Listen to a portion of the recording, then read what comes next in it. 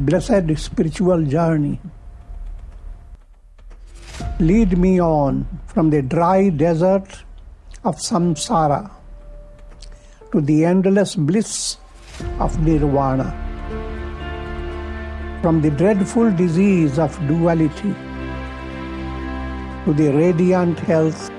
of unity, from the illusion of names and forms to the truth of eternal Atman, from the prison of a little body to the expansion of the infinite self, from the bondage of karmic confinement to the freedom of the absolute truth, from the whirling wheel of birth and death to the eternal abode of liberation.